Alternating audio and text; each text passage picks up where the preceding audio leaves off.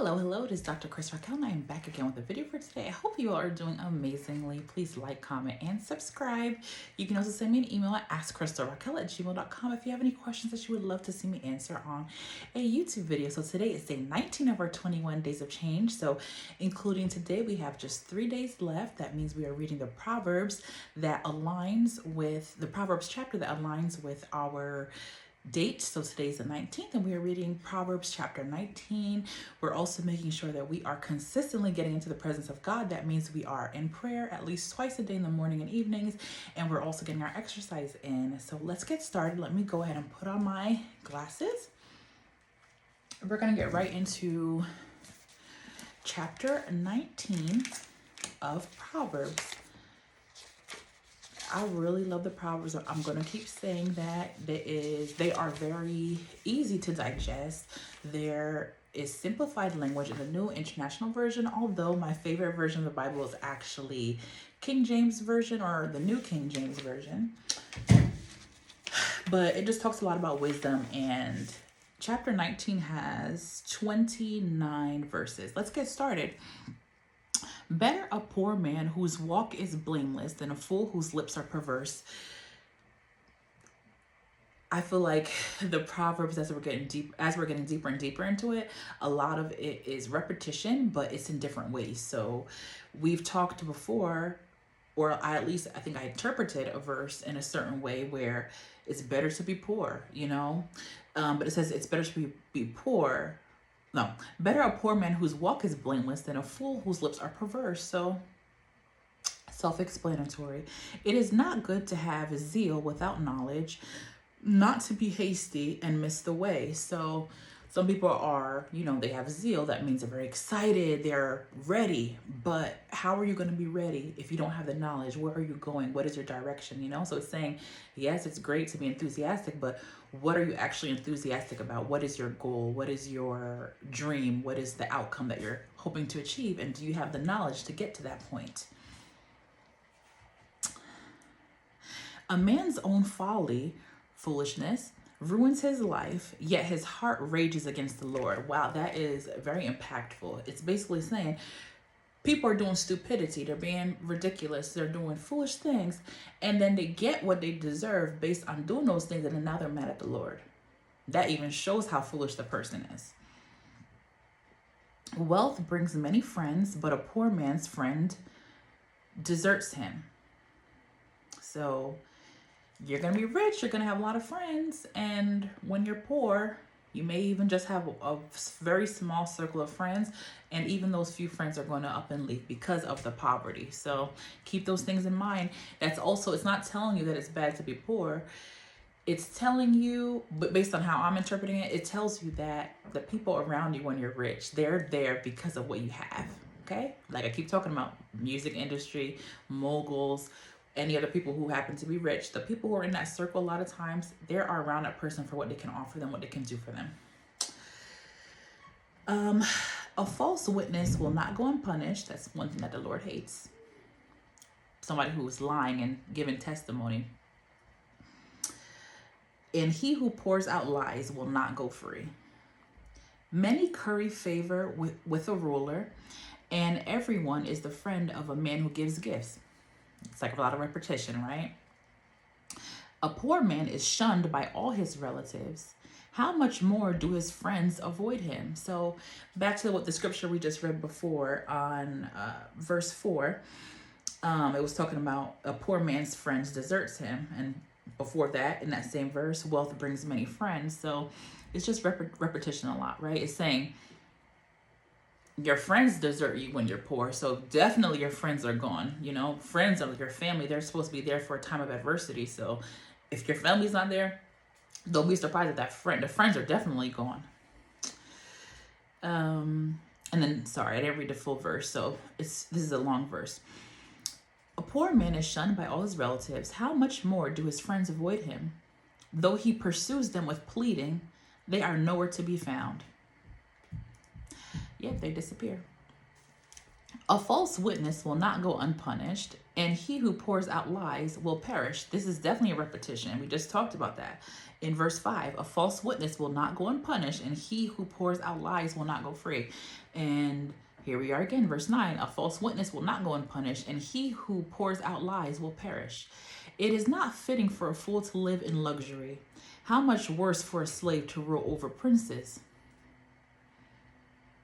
A man's wisdom gives him patience. It is to his glory to overlook an offense. So, very important, guys. It's not always needed for you to address certain things. Sometimes it's just like, oh, let things go. Just have patience sometimes, especially if you know where certain things are coming from in people. Or, you can always avoid certain people. And then we'll continue here. Because it says a man's wisdom gives him patience. It is to his glory to overlook an offense. God likes to see those things. A king's rage is like the roar of a lion, but his favor is like dew on the grass. A foolish son is his father's ruin, and a quarrelsome wife is like a constant dripping. And you know what that means, right? So just imagine a faucet. It's constantly dripping. That's what a quarrelsome wife is like. Houses and wealth are inherited from parents, but a prudent wife is from the Lord. So when we're talking about prudent, you're saying someone who is wise, not wasteful. Laziness brings on deep sleep, and the shiftless man goes hungry. So if you're lazy, if you're not working, you're going to be going hungry. And if you want to eat, you need to work. It's men. He who obeys instructions guards his life, but he who is contemptuous of his ways will die. He who is kind to the poor lends to the Lord, and he will reward him for what he has done. Discipline your son, for in that there is hope. Oh, sorry about that. Discipline your son, for in that there is hope. Do not be a willing party to his death. So I mentioned this before. We see this in the verses. If you don't discipline your child, it is literally as if you hate them. Right now it says you're participating in his death. And if you want somebody to die, that means that you hate them, right? So it all comes full circle. So make sure you're disciplining your children.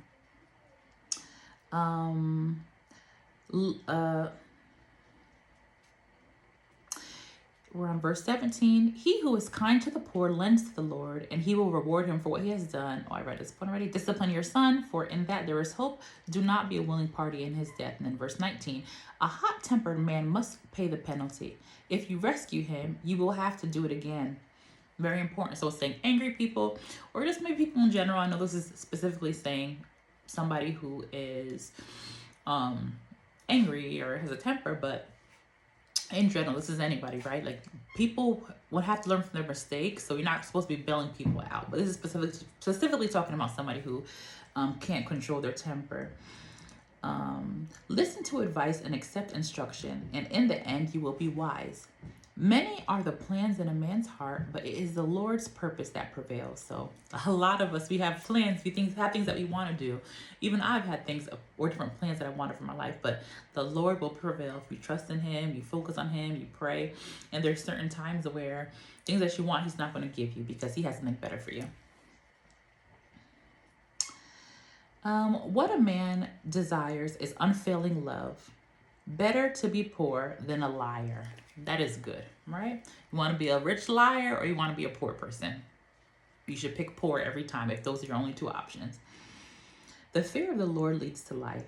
Then one rests content, untouched by trouble. Make sure you fear the Lord. The sluggard buries his hand in the dish. He will not even bring it back to his mouth.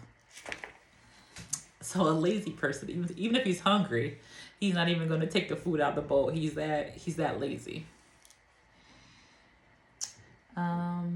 Flog a mocker, meaning beat a mocker, and the simple will learn prudence. Rebuke a discerning man, and he will gain knowledge. That's a very good scripture. He who robs his father and drives out his mother is a son who brings shame and disgrace. So no stealing from your parents or shunning your mom. Basically, I think this what it's saying is he who robs his father. So you're stealing from your father and drives out his mother. So you're saying, Mom, get out of here. I don't want anything to do with you. It says that it's a son or child who's bringing shame and disgrace upon himself. So that's right in the Bible, you know. Stop listening to instruction, my son, and you will stray from the words of wisdom. So if somebody's guiding you, instructing you, you don't want to be like, nope, I don't want to hear that. I'm good. You need to listen because you're going to be wiser still. A corrupt witness mocks at justice, like somebody who's lying in the court of law. Like, you know what? I know this is about being fair and stuff. I said I'm going to tell the truth, but I'm going to lie anyway. That's what this is saying. So a corrupt witness mocks at justice, and the mouth of the wicked gulps down evil. So it's saying even a wicked person, they love evil. They love hearing bad things. And then finally, penalties are prepared for mockers and beatings for the backs of fools. So if you're somebody who's out here mocking people, penalties, I believe that's talking about the financial aspect. You're going to have to pay fines. And if you're a fool, you will get disciplined, since it says beatings there. So I like that chapter, like I do with all the other chapters that we've read thus far. But I really appreciate that this chapter is speaking a lot to,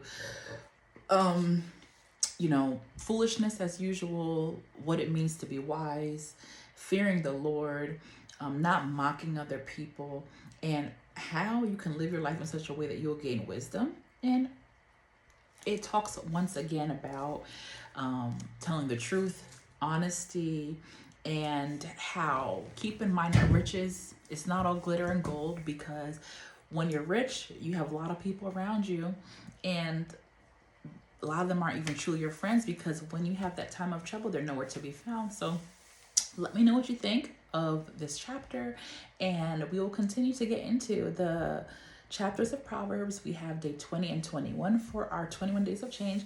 And as I mentioned before, I am going to go through the 31 chapters, since it works out perfectly with the month of December.